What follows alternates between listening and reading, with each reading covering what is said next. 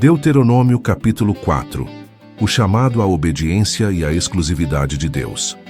Ao chegarmos a Deuteronômio capítulo 4, entramos em um momento chave no discurso de Moisés. Este capítulo é marcado por exortações à obediência, à fidelidade e ao reconhecimento da exclusividade do Senhor. Moisés não apenas recorda fatos históricos, mas apresenta ao povo um chamado urgente para viver em santidade diante de Deus. Ele lembra que a entrada na Terra Prometida não seria apenas uma conquista territorial, mas também uma prova de fidelidade espiritual. O povo precisava compreender que sua permanência na terra dependeria da obediência ao Senhor.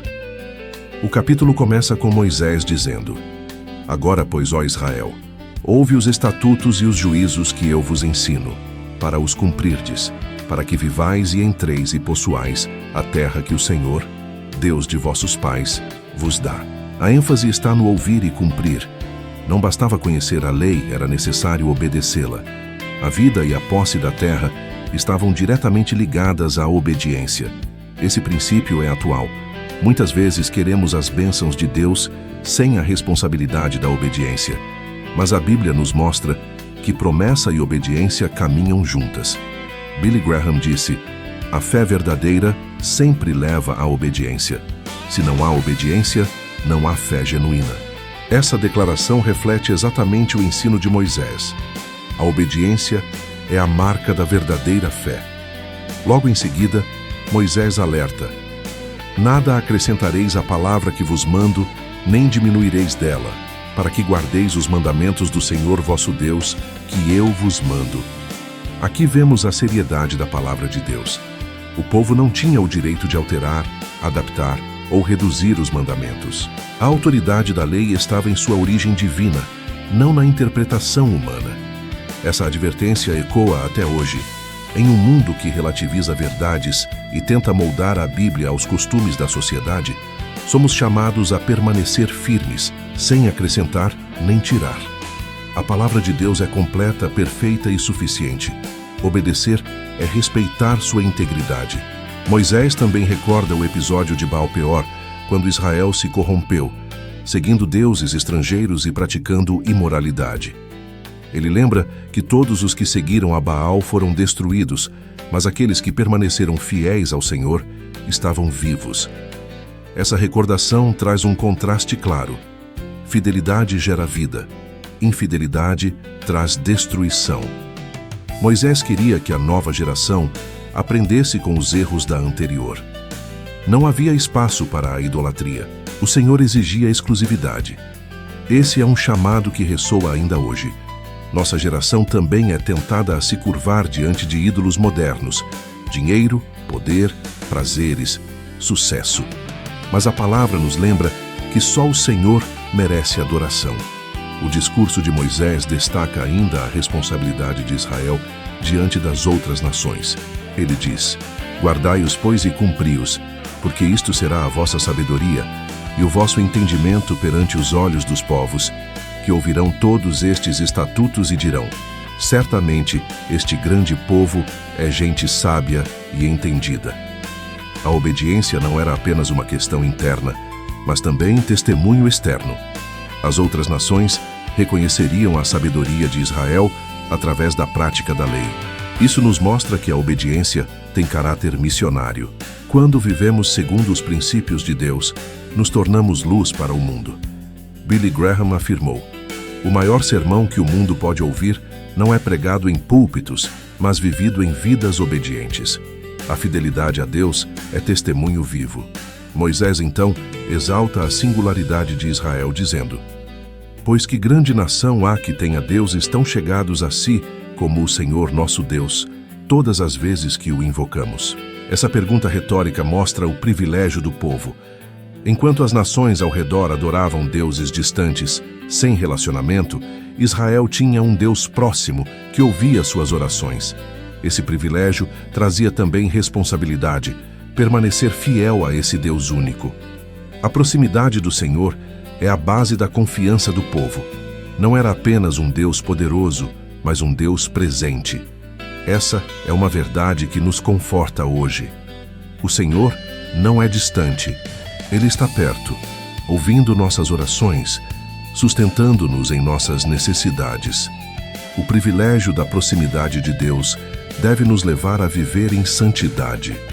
Outro ponto forte do capítulo é o chamado à memória.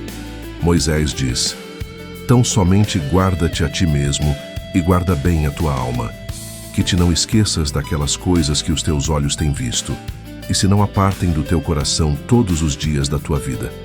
E as farás saber a teus filhos e aos filhos de teus filhos." A memória da obra de Deus era essencial para a fé do povo. Eles não poderiam esquecer o que haviam visto e experimentado. Mais ainda, deveriam transmitir essa memória às próximas gerações. Esse princípio nos ensina que a fé não deve morrer conosco. Precisamos transmitir às crianças e jovens as histórias da fidelidade de Deus, para que a próxima geração também conheça o Senhor. Billy Graham disse: "A fé precisa ser cultivada como herança. Se não ensinarmos nossos filhos a amar a Deus, o mundo os ensinará a viver sem Ele." Esse chamado à transmissão da fé é urgente ainda hoje. Moisés então lembra a experiência do Monte Horebe, quando o Senhor falou ao povo do meio do fogo. Ele enfatiza que Israel não viu forma alguma, mas apenas ouviu a voz. Isso reforça a proibição contra imagens e ídolos. Deus não poderia ser representado por obra de mãos humanas. Ele é espírito, eterno, invisível. Fazer imagens seria distorcer sua natureza. Essa advertência é direta contra a idolatria.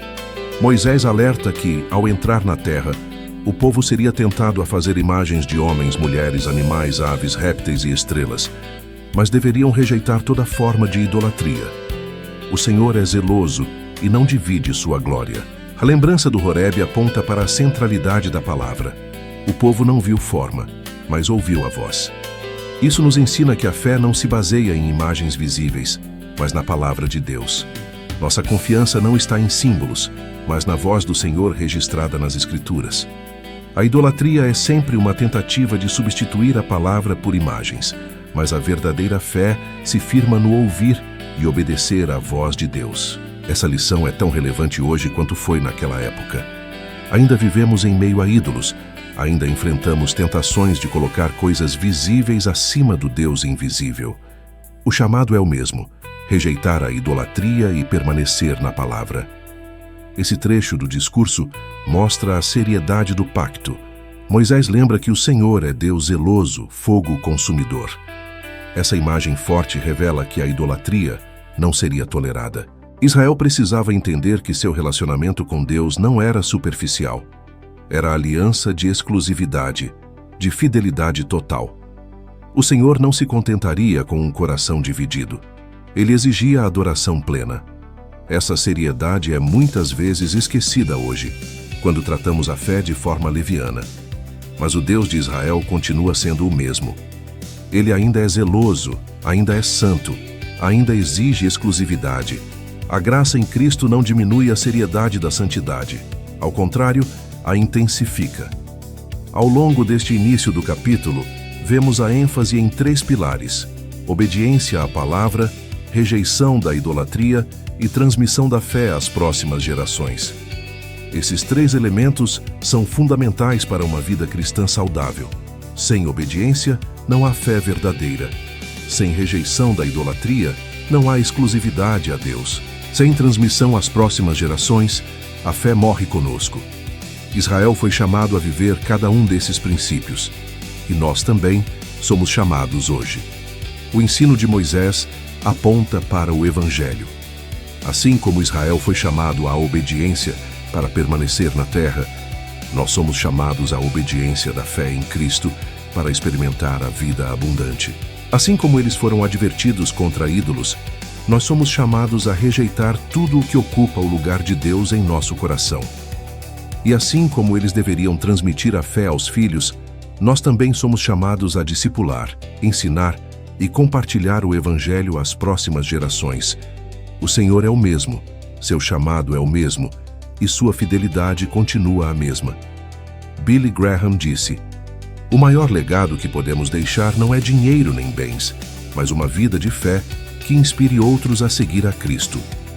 Esse princípio resume o coração de Deuteronômio, capítulo 4. Moisés desejava que o povo deixasse como herança não apenas terras e cidades, mas sobretudo fidelidade a Deus. Essa é a verdadeira riqueza que permanece de geração em geração. Seguindo o discurso, Moisés adverte Israel sobre as consequências da infidelidade. Ele declara que se o povo se corrompesse, fazendo imagens esculpidas, provocaria a ira do Senhor, que os espalharia entre as nações. Essa advertência é séria. A idolatria não traria apenas juízo espiritual, mas também consequências históricas e sociais. O povo perderia a terra e seria disperso. Moisés antecipa o exílio, algo que só se cumpriria séculos depois, mas que já estava claramente colocado como possibilidade. Essa previsão mostra a profundidade do discernimento profético de Moisés. A permanência em Canaã não estava garantida pela conquista militar, mas pela fidelidade espiritual. A mensagem é clara: o pecado tem consequências. Israel precisava entender que a idolatria não era apenas uma falha religiosa, mas uma traição à aliança. O Senhor, que os tirou do Egito e os fez seu povo, não toleraria corações divididos. Essa advertência é relevante ainda hoje. Quando nos afastamos de Deus e buscamos substitutos, colhemos as consequências de nossas escolhas. A idolatria moderna pode não envolver estátuas de pedra, mas envolve dinheiro, status, prazeres e até relacionamentos. Tudo o que ocupa o lugar de Deus em nosso coração se torna um ídolo e nos leva ao cativeiro. Billy Graham disse: "O coração humano é uma fábrica de ídolos. Por isso, precisamos entregá-lo a Cristo todos os dias." Essa verdade ecoa fortemente em nossos dias. Só a entrega diária nos livra de uma vida de escravidão espiritual.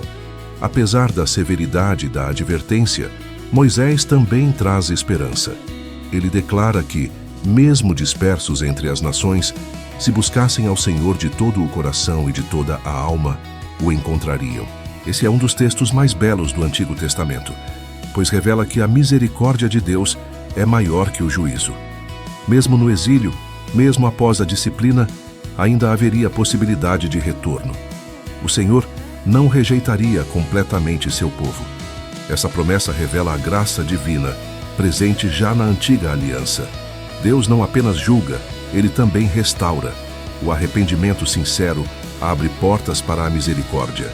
Essa é a mesma mensagem do Evangelho. Por maior que seja o pecado, sempre há perdão para quem se volta ao Senhor com o coração quebrantado. Esse princípio é essencial também para nós. Nenhum afastamento é definitivo quando há arrependimento verdadeiro. Deus está sempre pronto a ouvir e restaurar. O exílio para Israel não seria o fim, mas a disciplina que os faria lembrar-se do Senhor. Quantas vezes em nossa vida passamos por situações difíceis que nos fazem voltar para Deus? O sofrimento, muitas vezes, é instrumento de restauração. A promessa de que Deus se deixa achar por quem o busca de todo o coração é âncora para a nossa fé. Jesus reafirma isso no Evangelho: buscai e achareis. O Senhor está sempre acessível àqueles que o procuram com sinceridade. Moisés então chama o povo a refletir sobre a singularidade de sua experiência com Deus. Ele pergunta: "Por que pergunta agora aos tempos passados que te precederam, desde o dia em que Deus criou o homem sobre a terra, e desde uma extremidade do céu até a outra, se jamais sucedeu coisa tão grande como esta, ou se ouviu coisa como esta?" Ele se refere à revelação no Sinai, quando o povo ouviu a voz de Deus do meio do fogo. Nenhuma outra nação havia experimentado algo semelhante. Esse era um privilégio incomparável. O Senhor havia se revelado não por meio de imagens, mas por meio da sua voz. A grandeza da revelação estava em ouvir a palavra direta do Deus vivo. Essa comparação revela a singularidade da fé bíblica. Enquanto as nações ao redor inventavam mitos e criavam imagens, Israel tinha a revelação do Deus verdadeiro. Isso lhes dava uma identidade única. O privilégio de ouvir a voz de Deus era também uma responsabilidade. Eles não poderiam ignorar o que haviam experimentado. Esse mesmo princípio vale hoje. Nós temos a revelação completa de Deus em Cristo e nas Escrituras, O privilégio de termos a Bíblia em nossas mãos é imenso, mas também traz responsabilidade. Precisamos ouvir, obedecer e viver segundo essa palavra. Billy Graham disse: "Uma Bíblia que cai aos pedaços, muitas vezes, pertence a alguém cuja vida está inteira em Deus." Essa frase nos lembra que a palavra é fonte de vida e precisa ser central em nossa caminhada cristã. Moisés continua exaltando a singularidade da obra de Deus ao lembrar que o Senhor tirou Israel do Egito com sinais, milagres e mão poderosa. Ele reforça que não havia outro Deus que fizesse tais coisas. O Êxodo era prova irrefutável do amor e do poder divino. O Senhor havia escolhido Israel não porque fossem numerosos, mas porque os amava. Essa escolha deveria gerar gratidão e obediência. A lembrança da libertação do Egito deveria manter vivo no coração do povo o compromisso com a aliança. O mesmo acontece conosco. Nossa libertação em Cristo é nossa maior lembrança. Fomos libertos do cativeiro do pecado, não por nossos méritos, mas pela graça de Deus. Essa lembrança deve nos manter fiéis e obedientes. A ênfase de Moisés é clara. A ti te foi mostrado, para que soubesses que o Senhor é Deus. Nenhum outro há senão Ele. Essa afirmação resume a teologia de Israel. O Senhor é único. Não há espaço para pluralismo religioso dentro da aliança. O monoteísmo bíblico não era apenas crença intelectual, mas compromisso prático. Servir ao Senhor significava rejeitar todos os outros deuses. Essa exclusividade era o fundamento da fé. O mesmo continua válido hoje. O Evangelho não é uma opção entre muitas, é a única verdade. Em Cristo vemos a revelação plena de Deus. Não há outro caminho para a vida eterna. Essa exclusividade é ao mesmo tempo privilégio e responsabilidade. É privilégio porque temos acesso ao Deus vivo e verdadeiro. É responsabilidade porque somos chamados a viver de modo digno desse relacionamento. A fé cristã não admite duplicidade. Não podemos servir a Deus e ao mundo. Precisamos de um coração indiviso. Isso não significa perfeição, mas entrega. Um coração dividido nunca experimentará a plenitude da vida com Deus. Ele exige exclusividade, porque nos ama com amor ciumento. Essa exclusividade é expressão de cuidado. O Senhor sabe que só nele encontramos vida verdadeira. Moisés ainda acrescenta que o Senhor falou do meio do fogo no Sinai, mas também mostrou amor ao escolher Israel como seu povo. Essa combinação de poder e amor é impressionante. Deus é fogo consumidor, mas também Pai amoroso. Ele é santo e justo, mas também misericordioso e compassivo. Essa tensão revela o caráter completo de Deus. Não podemos reduzi-lo a um extremo. Ele não é apenas justiça nem apenas amor. Ele é ambos em plenitude. Essa visão equilibrada é fundamental para uma fé madura. Se enfatizamos apenas a justiça, caímos no medo. Se enfatizamos apenas o amor, caímos na leviandade. Mas quando reconhecemos ambos, somos levados à reverência e à confiança.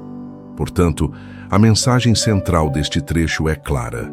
Israel foi chamado a reconhecer a singularidade de Deus e a responder com obediência. Eles não podiam se esquecer do que haviam visto e experimentado. Não podiam relativizar a aliança. O Senhor havia se revelado de maneira única, libertado de maneira poderosa e chamado com amor eterno. O mínimo que se esperava era fidelidade. Essa mesma expectativa recai sobre nós hoje. Se fomos libertos por Cristo, se experimentamos sua graça, precisamos viver em obediência e fidelidade. Não como peso, mas como resposta de gratidão. Billy Graham afirmou: Cristo não morreu para que tivéssemos uma religião, mas para que tivéssemos um relacionamento com Deus. Esse relacionamento exige exclusividade, fidelidade e entrega. Assim como Israel não poderia servir a outros deuses, nós também não podemos dividir nosso coração entre Cristo e o mundo. Ele nos chama a uma vida inteira, dedicada a Ele. Moisés continua o discurso lembrando que a obediência à aliança não era apenas exigência moral, mas garantia de vida e permanência na terra.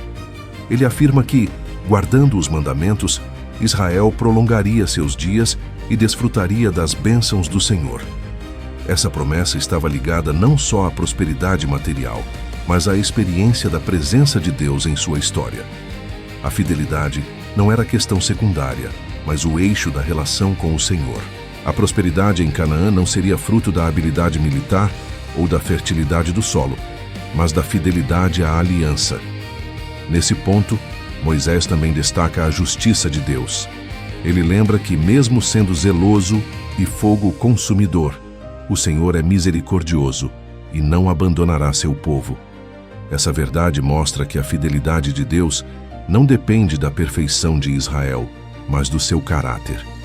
O povo seria disciplinado, mas não rejeitado para sempre. Essa tensão entre juízo e misericórdia atravessa toda a Escritura. Deus disciplina porque ama, corrige porque deseja restaurar. Ele não tolera a idolatria, mas também não abandona os que se arrependem. Esse equilíbrio é essencial para entendermos a relação com o Senhor. Ele é santo e justo, mas também gracioso e compassivo. Moisés insiste para que o povo guarde no coração a memória do que viu e ouviu. A revelação no Sinai, a libertação do Egito, os milagres no deserto, tudo isso era testemunho do poder e da graça de Deus. Esquecer seria trair a aliança. A memória, portanto, era a chave para a fidelidade. Por isso, Moisés exorta os pais a ensinarem essas coisas aos filhos e netos. A transmissão da fé às gerações seguintes era o alicerce da continuidade espiritual de Israel. A fé não poderia morrer com uma geração. Precisava ser cultivada como herança viva. Billy Graham disse: "Quando um homem de Deus morre, nada de Deus morre com ele. Mas se não transmitirmos a fé, podemos perder a próxima geração." Esse é o alerta de Moisés em outras palavras. A continuidade depende da fidelidade no ensino.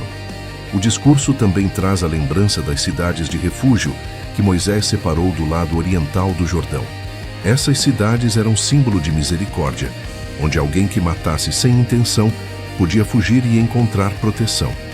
Essa instituição refletia o caráter de Deus, justo, mas também misericordioso. A justiça exigia reparação, mas a misericórdia oferecia refúgio. Isso aponta para Cristo, nosso verdadeiro refúgio. Em meio ao juízo, encontramos abrigo na graça. Assim como Israel tinha cidades de refúgio, nós temos em Cristo o lugar seguro, onde somos perdoados e protegidos do juízo eterno.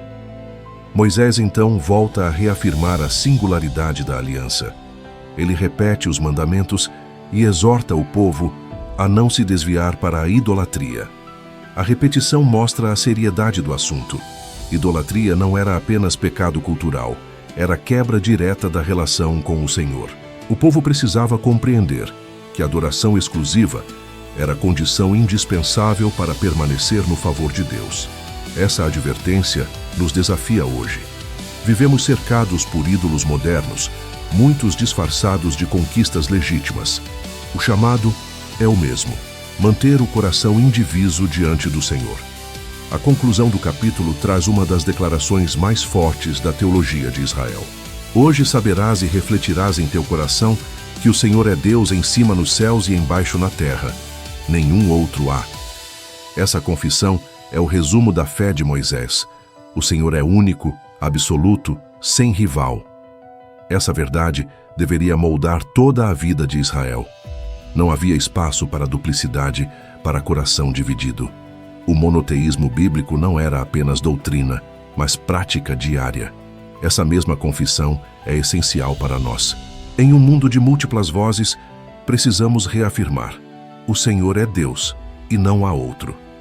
Moisés conclui exortando o povo a guardar os estatutos e juízos para que prolongassem os dias na terra e fossem bem-sucedidos.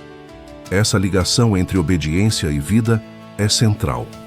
Não é que a obediência seja caminho para conquistar o amor de Deus, mas é resposta natural à graça já recebida.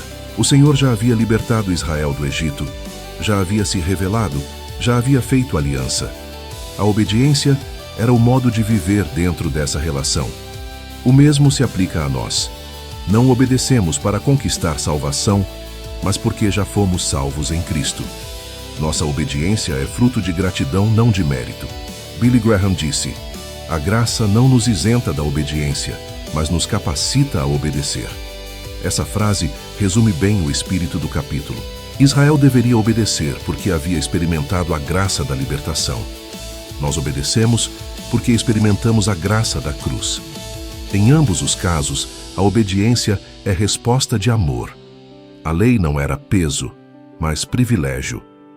Ela moldava a identidade do povo, protegia-os da idolatria e os mantinha na bênção do Senhor. Chegamos então ao apelo que esse capítulo nos traz. Assim como Israel foi chamado à exclusividade e fidelidade, nós também somos chamados hoje a viver uma fé sem duplicidade. Talvez você esteja lutando com ídolos modernos, coisas que disputam o lugar de Deus em sua vida. Pode ser carreira, relacionamentos, dinheiro ou até mesmo sua própria vontade. O Senhor nos chama a entregar o coração inteiro a Ele. Ele é Deus único, não há outro. A vida plena só é encontrada em sua presença. E aqui está o convite. Se esta mensagem falou ao seu coração, entregue sua vida a Cristo, nosso verdadeiro refúgio. Abandone os ídolos, volte-se para Ele de todo o coração. E se esta palavra abençoou você, eu convido a deixar o seu like e compartilhar esta mensagem. Esse gesto simples ajuda a levar a palavra de Deus a muitos que também precisam ouvir que só o Senhor é Deus. Seja instrumento nas mãos de Deus para espalhar esperança e verdade. O seu compartilhamento pode ser a ponte para que alguém encontre refúgio em Cristo. Billy Graham disse: "Você nunca saberá que Cristo é tudo o que você precisa, até que Ele seja tudo o que você tem." Essa é a essência de Deuteronômio capítulo 4. Quando entregamos tudo ao Senhor, descobrimos que Ele é suficiente. Ele é único, Ele é fiel. Ele é o nosso Deus. Senhor nosso Deus, nós te agradecemos pela Tua palavra em Deuteronômio, capítulo 4. Obrigado porque nos chamas à obediência, à exclusividade e à fidelidade. Reconhecemos que muitas vezes somos tentados por ídolos modernos, mas pedimos que guardes nosso coração para Ti somente. Dá-nos coragem de transmitir essa fé às próximas gerações, para que Teu nome nunca seja esquecido. Ajuda-nos a viver de forma que o mundo veja em nós a Tua sabedoria e Tua presença. Que cada pessoa que ouviu esta mensagem seja fortalecida em Cristo, nosso verdadeiro refúgio e Salvador. Oramos e agradecemos em nome de nosso Senhor e Salvador Jesus Cristo. Amém.